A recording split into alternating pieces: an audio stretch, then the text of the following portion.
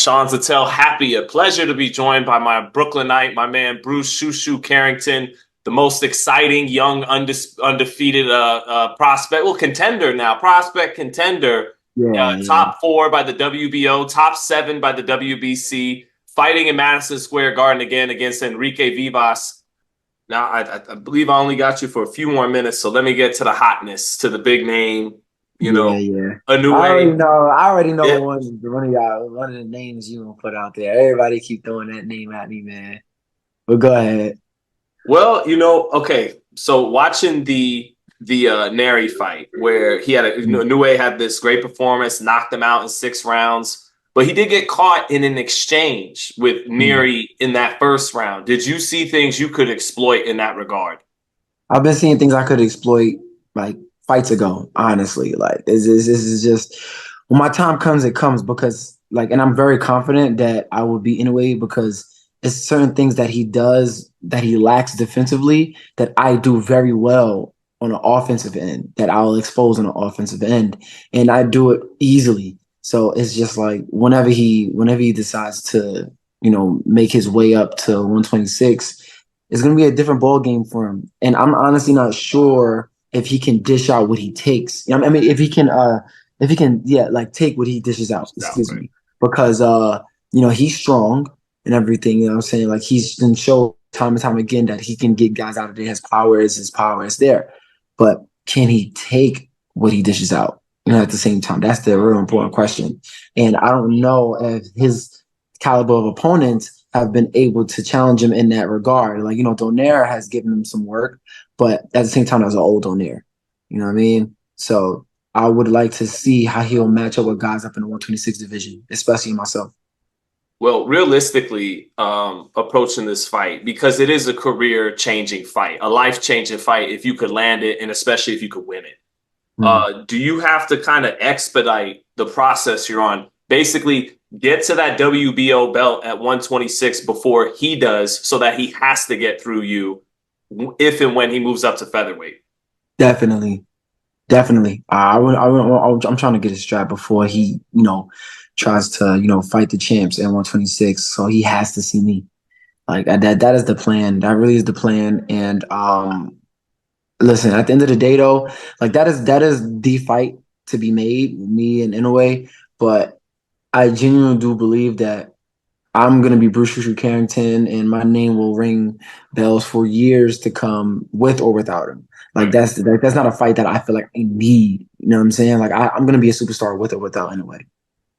Well, we touched on Crawford earlier. Are you similar to Bud Crawford in that you got long arms and speed, Mm. but you're really at your most dangerous in the exchanges, punching in between the other guys' punches, finding the openings there, and you're not trying to just stay on the outside all night with those long arms and speed. That's where you're at your most deadly. Are you similar to Bud in that way?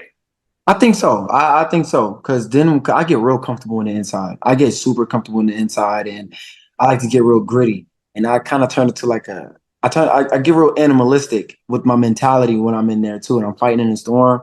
And like a guy like is there throwing their shots, and they trying to go crazy, but at the same time I'm blocking, and as I'm blocking, I'm just seeing like wide open shots, and I could just really dig in and really pulling full effort into these shots, and then watch the reaction, and then watching them break down.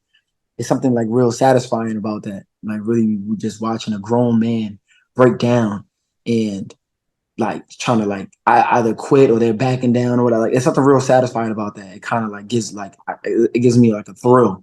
You know what I'm saying? So it puts me like in an animalistic mentality, and I just really just kind of just zone in at that point. So yeah, no, I think I'm real. I'm more dangerous for sure. Like in that inside, I'm dangerous on the outside as well too, but I really like to like turn it up when I'm in the inside, up close and personal.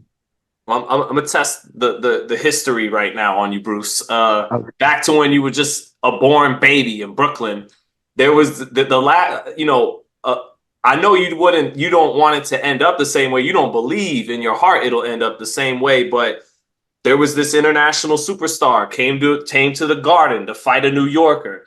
Prince Nassim fought Kevin Kelly. Mhm. Is that the kind of like the big, like, come on, Inoue, if you want some smoke in America, come to the Garden, fight in your. This is the kind of fight that's worth your time in That America. would be great, and it will definitely end up differently than Prince Nassim, Hamed, and Kevin Kelly, and end it. Like I'm definitely gonna end up having my hands raised at the end. But yeah, I would love that. That would be like electric. That would be super electric. I mean, I wouldn't mind fighting in Japan either, though. I ain't gonna lie to you. I would not mind fighting in Japan. Me taking that flight. I've been wanting to go to Japan anyway. I was supposed to go to the Olympics in 2020. My trip to Japan is way overdue. So I would not mind going over there. But man, my crowd is crazy. I would love to have like that mixture of crowds with his fans and my fans, and just making the whole fight electric. Japanese culture is really dope. You might have some Japanese fans listening to the interview. Anything you like about Japanese culture? Any video games or anime or Dude, I'm anything? a big bro. I'm a big anime fan, bro. Big anime fan. Like one of my favorite shows right now is Solo Leveling. I love Jujutsu Kaisen, Demon Slayer, Windbreaker is a new show I've just been watching. One of the OGs that make me fall in love with anime is Dragon Ball. Of course.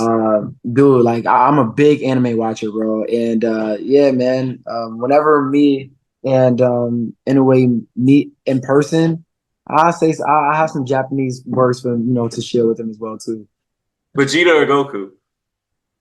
I've grown more with Vegeta. Like over time, like initially it was Goku, but maturing, I've grown with Vegeta more, bro. It's a lot that I can relate with Vegeta, and he. I feel like he was a better tactical fighter anyway.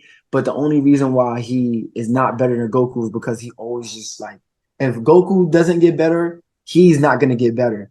And if Goku stops fighting, he's gonna stop fighting. Like he doesn't try to just be the best ever. He just wants to be better than Goku. So it's just, what I mean?